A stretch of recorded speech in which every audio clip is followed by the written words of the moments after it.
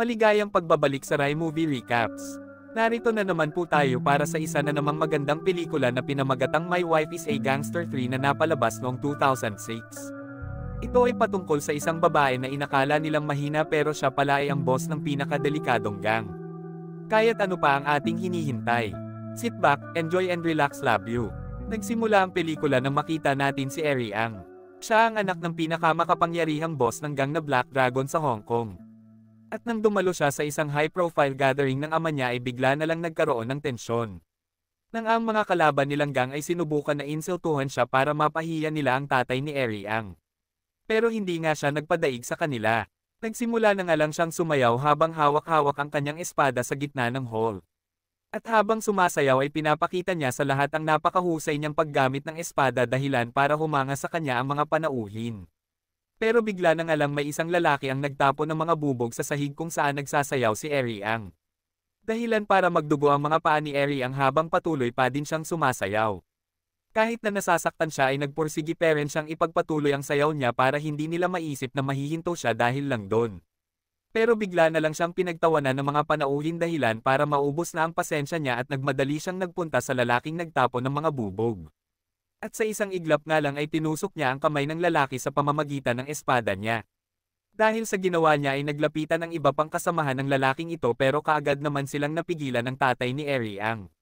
At dahil sa hindi siya nakantento sa parusang binigay niya sa lalaki ay naisip niyang hanapin ang leader ng lalaking yun. Nakita niya ito sa isang barbershop at kaagad nga niyang hiniwa ang leeg nito at namatay ito kaagad. At matapos nga nailibing ito ay nagkaroon ng tensyon dahil ang isa sa mga high-rankang members nito ay nangako na maghihiganti siya sa pagkamatay niya. At dahil sa takot ng tatay niya sa kung anong mangyayari kay Eri Ang ay naisip niya na ipadala ang anak niya sa kaibigan niyang si Big Boss. Siya ay isang powerful gangster din na nakabase sa Korea. At sa mga puntong yun ay nakita din natin si Han Ki-chul na isang low-rankang member ng gang ni Big Boss. Siya ang naatasan niya na mandilogo kay Eri Ang dahil sa kakayahan niya na makaintindi ng Chinese. Pero sa kasamaang palad ay wala talaga siyang kaalam-alam sa lengguwahe ng mga Chinese. Sa sumunod na araw ay sinama ni Ki-chul ang mga kasamahan niya para pick up ng Ayla si Eri Ang. At inaasahan nga nila na isa siyang lalaking gangster. Pero laking gulat nila nang malaman nila na isa pala siyang napakagandang babae na medyo hindi maganda ang asal. Sinakay na nga nila ito sa kotse at wala nga sa kanila ang nakakaintindi sa sinasabi niya. Matapos nun ay nakipagkita na sila sa Big Boss at nai-welcome niya ito at nasabi na maging comfortable lang siya dito. Nasabi din niya na maaari niyang utos-utusan si Ki-chul at ang mga tauhan niya habang narito siya sa Korea. Matapos nun ay dinala na nila Ki-chul si Eri Ang sa bahay nila at pinakita na din nila kay Eri Ang kanilang mga fighting skills. Para ipakita kay Eri Ang kung gaano sila kalakas. Pero hindi nga nila alam na si Eri Ang ay isang A-star fighter. Ilang saglit lang matapos nun ay may dumating na translator at yon ay si Yeon-hee. At narito siya para magawa nila Eri Ang at ng mga gang members na magkaintindihan. Immature pa siya at takot na takot siya sa mga gangster kaya imbis na i-translate ng totoo ang sinasabi ni Eri Ang na mga rude words ay binabago niya ito sa magagandang salita para hindi niya ma-provoke ang mga gangster. Humingi si Eri Ang ng isang importanteng request sa kanila. Gusto niyang hanapin nila ang nawawala niyang nanay dahil ang huling pagkakaalam niya ay narito lang siya sa Korea. Sa sumunod na araw ay may mga nanggulo sa tauhan ni Ki-chul at mula sila sa kalaban nilang gang. Napakarami nga nila pero buti na lang at nandun si Eri Ang at naisip niyang sipin ang isang upuan dahilan para madapa ang lahat ng mga nanggugulo sa kanila. Matapos nun ay sinimulan na ng mga tauhan ni Ki-chul na magbubugbugin ang mga ito. Ilang saglit lang ay nag-alisa na ang mga ito rito. Kinagabihan nun ay nagpunta sila sa isang kainan para kumain at mag-inom. At matapos ng malasing ni Ki-chul ay sinamahan siya ng isa niyang tauhan sa banyo nang bigla na lang sinugod sila ng mga gang members na nakalaban nila kanina. At narito sila para maghiganti sa ginawa nila kanina. Sinubukan nilang harassen si Eri Ang at ang translator habang binubugbog nila ang isa pang tauhan ni Ki-chul. Pero hindi nga hinayaan ni Eri Ang na makaalis sila dito nang hindi sila nilalabanan. Nagawa niyang umatake sa kanila at tinapon niya ang mga chopsticks sa mga kalaban nila. Matapos nun ay sinimulan na ni Eri Ang na pagbubugbugin ang mga gang members na nanggugulo sa kanila. Dahilan para matakot silang lahat sa kanya.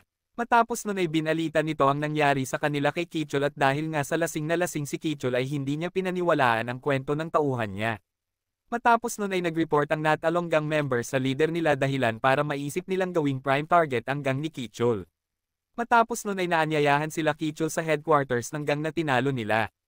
Pagkadating nila doon ay nagulat si Kichul dahil hawak na pala nila ang dalawa niyang tauhan at binugbog nila ito. Kinainis ito ni Kichul kaya naisip niyang pagsalitaan ang leader ng kalaban nilang gang. Pero dahil nga sa napakahina niyang fighting techniques ay kagad siyang napatumba nito.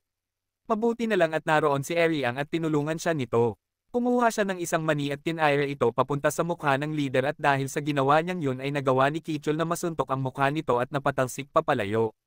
Matapos nun ay pinalibutan na siya ng mga gang members at sinimulan na siyang pagtulungan ng mga ito.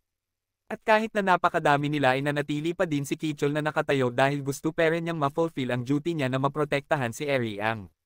Pero hindi na nga nakapagpigil pa si Eriang dahil bagbog sarado na si Kichul. Kaya sinabihan niya si Kichul na tumabi na muna at naghanda na siya na kalabanan ang mga gang members.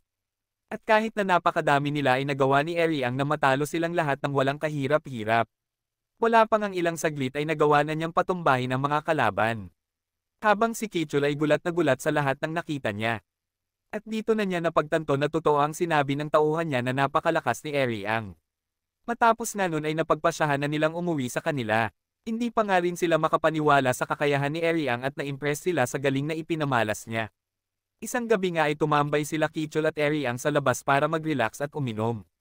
Pero bagaman na hindi pa rin sila magkaintindihan ay unti-unti na siyang nahuhulog sa kagandahan ni Eriang.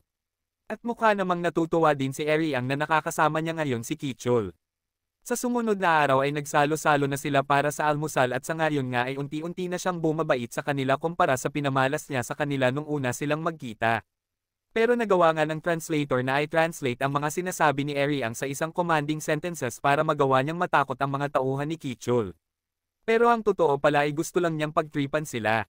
Matapos nun ay nagpunta sila Kichul kay Big Boss at nakita nila doon ang leader ng kalaban. Tilanggang at narito siya para tanggapin ang pagkatalo nila. Dahil sa nagawa nila Kichul ay na-promote siya ni Big Boss para maging kanang kamay niya. Sa Hong Kong naman ay nakita natin ang leader ng higher gang na Perseguido Peren na maghiganti kay Eriang. Kaya naisip niyang magpadala ng ilang mga assassin para sugurin nila si Eriang. Sa Korea naman ay nagkakaroon ng magandang araw sila Eriang at ang mga kasamahan niya nang bigla silang ma-interrupt nang dumating na dito ang mga assassin. Nung una ay inakala nila na ang mga assassin na ito ay narito para kay Kichul pero di kalaunan ay nalaman nila na si Eriang ang totoo nilang target. Siya nga ang suspect nila sa pagpatay sa isang gangster sa Hong Kong dahilan para magkaroon ng gangster war doon. At habang nagkakaroon nga ng ambush ang mga assassin doon ay nagawa naman na ng mga tauhan ni Kichul na makatakas doon. Pero sa kasamaang palad ay nataman nga ng bala si Eriang habang papatakas sila. Habang nagtatago sila ay nire-report nila ang nangyayari sa kanila kay Big Boss. At nang makauwi na nga sila ay nag-isip sila ng mga paraan para maprotektahan nila ang sarili nila sa mga assassin.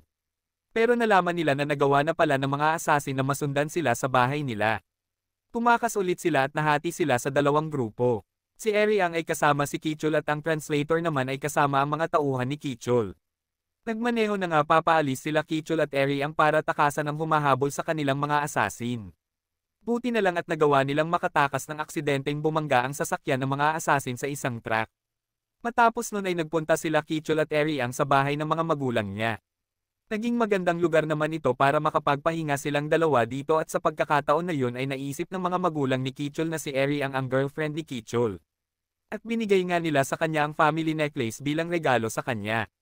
Nagpalipas sila ng gabi sa bahay ng mga magulang niya at naging mapayapa naman ito dahil hindi sila inatake ng mga assassin.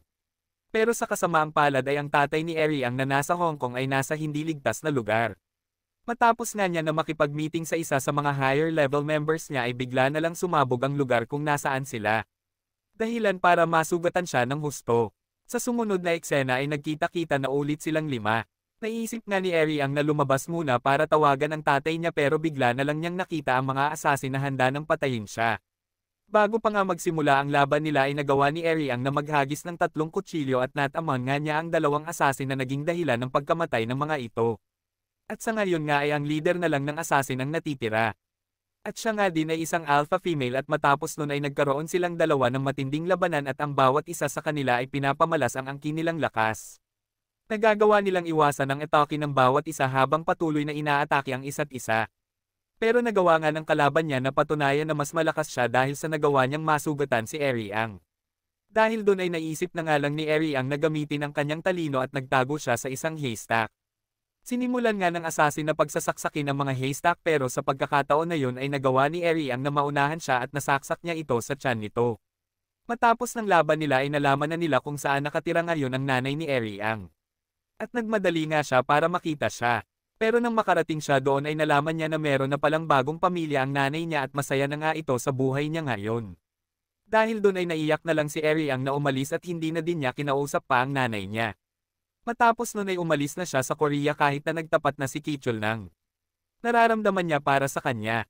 At nang makarating na siya sa Hong Kong ay nakita niya ang tatay niya na malubha na ang kalagayan. Ilang saglit lang matapos niyang makita ang anak niya ay namatay na ito. At makalipas nga ang ilang araw ay bigla na lang dumating sa Hong Kong si Kichul at narito nga siya para suportahan si Ariang. Binigay na nga niya ang family necklace sa kanya at matapos nun ay bigla na lang siyang hinalikan ni Ariang. Pero sa ngayon ay desidido na si Ariang na maghihiganti siya sa taong may dahilan ng pagkamatay ng tatay niya. Sa sumunod na eksena ay bumisita si Ariang sa kasal ng kalaban nilang gang at siya ring dahilan ng pagkamatay ng tatay niya. At ang boss nga ng gang na yun ay narito din sa kasalan na ito. Nagpanggap si Ariang bilang bride para magawa niyang makalapit ng husto sa boss nila. At habang binibigyan nga sila ng blessing ng boss ay bigla na lang nilabas ni Ariang ang espada niya at hiniwa niya ang boss. Nagkaroon na nga ng kaguluhan sa kasalan na yun dahil handa na ang mga gang members doon na atakihin si Ariang. Pero bago pa man nila maatake si Ariang ay nagawa na ni Kichul at ng mga tauhan niya na dumating at kinalaban nga nila ang mga gang members. At habang naglalaban na nga ay nagawa ni Ariang na matalo ang maraming mga gangster kahit pinagtutulungan siya ng mga kalaban. Dahil nga sa nangangamba na ang boss sa seguridad niya ay naisip na niyang tumakas dito pero nakita natin si Ariang na sinusundan siya. Pero makalipas ang ilang saglit ay na-corner siya ng mga ito sa isang madilim na tunnel. Pero kahit na mas madami sila kaysa sa kanya ay nilabanan pera niya sila at nagawa niyang matalo silang lahat. Kahit nga ang kanang kamay ng boss ng kalaban ay wala ring palag sa lakas ni Ariang. Nagagawa niyang ilagan ang lahat ng bala ng baril nito at nagawa na nga din niyang masaksak ito nang ihagis niya ang kutsilyo niya. Sa ngayon nga ay nakaharap na niya ang boss at sa ngayon nga ay may tama na ito. Sinubukan nga niyang kalabanan ang boss sa pamamagitan ng dalawa niyang espada pero tinawanan lang siya nito sabay nilabas ang baril niya at binaril si Ariang. Sa kasamaang palad ay natama niya si Ariang sa hita dahilan para hindi siya makatayo ng maayos. Matapos nun ay tumawa na nga lang na malademonyo ang boss habang nakatutok ang baril niya sa ulo ni Ariang. Sa mga puntong yun ay papatayin na sana siya nito pero sakto namang dumating na doon si Kichul at nagawa nga niyang mabaling sa kanya ang atensyon ng boss. Nagawa nga ng boss na mabaril si Kichul dahilan para mawalan siya ng balanse at mahulog sa mataas na gusali. At kahit na nalulungkot si Ariang ay ginamit niya ang oportunidad na ito para lapitan ang boss. At binigyan nga niya ng isang lethal slash ang boss. Matapos nun ay hinagis niya ang kutsilyo niya dahilan para masaksak ang boss at mahulog ito mula sa mataas na palapag. Matapos niyang matalo ito ay pinuntahan niya ang lugar kung saan nalaglag si Kichul pero buti na lang at nagawa pala ni Kichul na malaglag sa isang truck ng basura dahilan para maligtas siya sa pagkakahulog. Sa sumunod na eksena ay nakita natin si Ariang na opisyal ng naging boss ng gang na Black Dragon. Sa kabilang banda ay nasa biyahe naman na si Kichul papuntang airport para umalis na sa Hong Kong. Pero nasabi nga ng kanang kamay ng tatay niya na huwag niyang hayaan na umalis sa kanya si Kichul. Dahil hinayaan daw ng tatay niya na umalis ang nanay niya na pinagsisihan ito ng husto. At dahil nga sa payong yun ay hinironggen ni Ariang ang sasakyan ni Kichul papuntang airport kasama ang lahat ng gangster niya. Tinutukan nila ng mga patalim ang leeg ni Kichul at matapos nun ay nag-propose si Ariang kay Kichul. Tinanggap nga ni Kichul ang proposal ni Ariang at matapos nun ay nakita natin na nagyakapan silang dalawa sa gitna ng kalsada. At dito na nga nagtatapos ang pelikula natin para sa araw na ito. Maraming salamat sa panunood.